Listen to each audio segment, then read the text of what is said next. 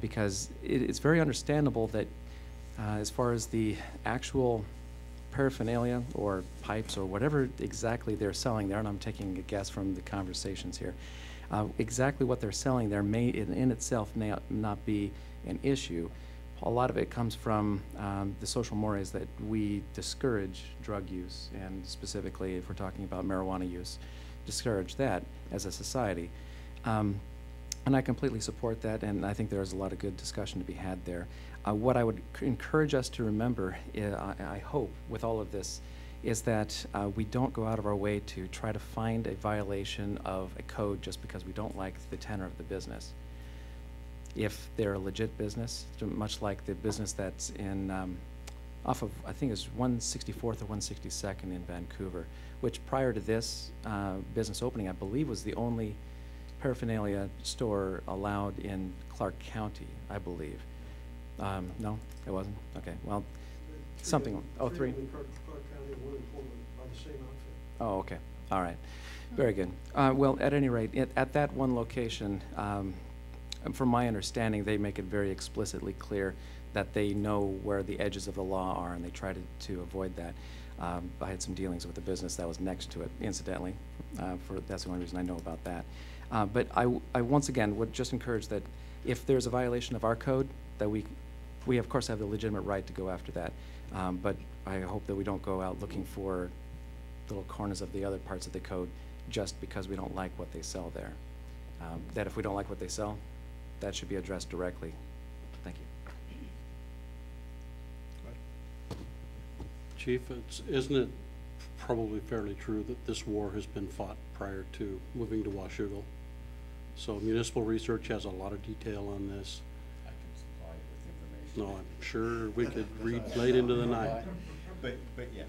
But I guess with what Councilman Delavar is saying, I don't want to reinvent the wheel here all of a sudden, that this war has been fought. You know, it's economics 101. If supply, if you don't go in there and buy anything from them, or nobody goes in there, then they'll go away very quickly. So I just don't want to reinvent the wheel in Washougal all of a sudden.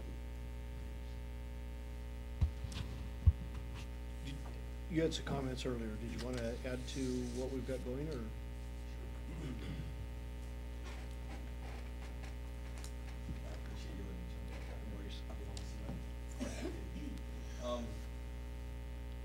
It's just frustrating for me to see this business pop up in, yes, in Washougal, E Street is our little business strip. It's a residential area. I haven't been a customer of Mary Jane's House in Glass. From what I understand, there's at least a couple of locations in Vancouver. They sell glass pipes. I forget which one you said. They know the law. And they go right on the edge. They sell glass pipes for smoking marijuana. They sell additives to put in your marijuana to make it better. They have little frequent customer punch cards that they stamp with the marijuana leaf. A couple of you in here know where that means, you know what I mean. I'm not trying to advertise that. But, I'm not crazy about this being walking business for my kid. That's it. It's just concerning to me. Something that I appreciate. So noted. Thank you. Any other comments on this issue before Just we move on? one straightforward question. Is there any legality on selling this to minors? I mean, I would say probably no, but. Since they're intended for tobacco, some stores regulate the sales to 18 years and older. So I suppose that would be one area that we could look into that. Unfortunately, it appears our code itself pretty much only concerns itself with the advertisement in newspapers and periodicals in regards to paraphernalia, not doesn't really go much beyond that currently.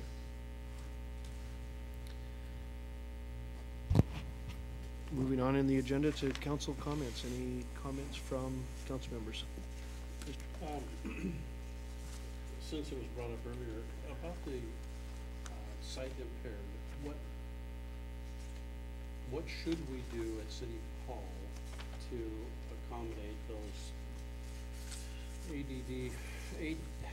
ADA compliant issues? Because I don't think there's anything in this room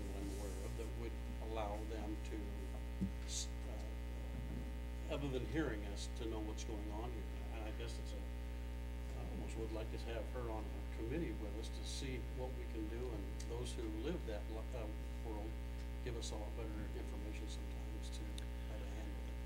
You know, I'll make a note to talk with staff as well. As many of us know, Tom used to sit with the planning commission and that type, and one of the things that I had mentioned when I first saw him back at meetings was if we could get him back involved, is there we certainly don't have the machinery here at the city, but is there machinery available to all of the governments within Clark County in order to produce minutes, agendas, that type of stuff that are able to be accessed by those with impairments? So the comments well put.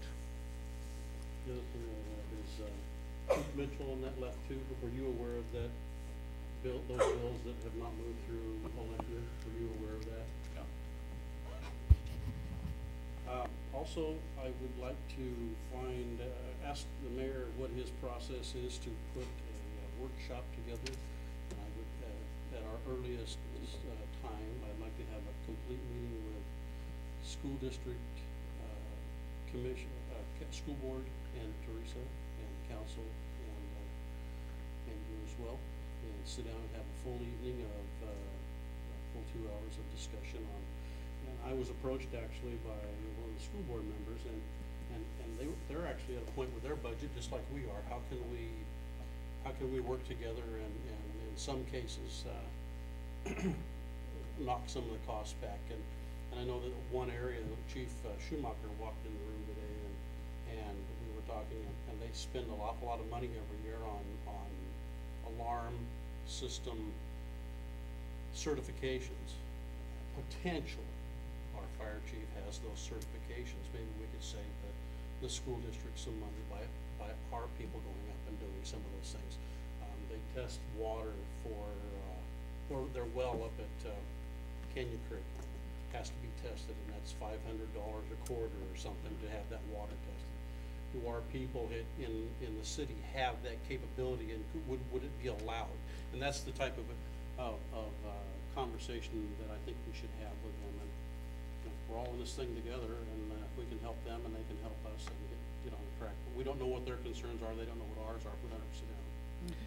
Yeah, Superintendent Baldwin and I and Trevor actually discussed this almost 2 months ago now, and I know they've got another workshop session, I believe she mentioned in April coming up, but let me throw that over in their court and see if we can find a common date that works for all of us to get together in a workshop setting.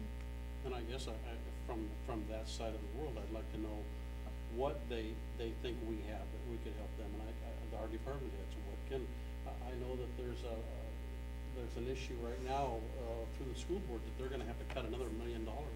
And one of the things that they're looking at is the SRO. I mean, that's just one of the realities of the world, is that they're gonna have to cut somewhere.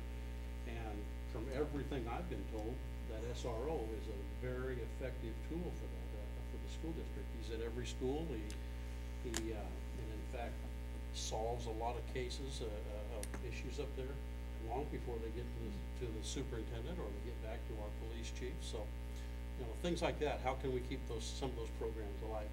One of the questions that I had from being on the fire side is, I don't think we've had a meeting in the last couple of years that I'm aware of on what we're going to do if there's ever a shooting up there. How do we approach this thing? I know there's some federal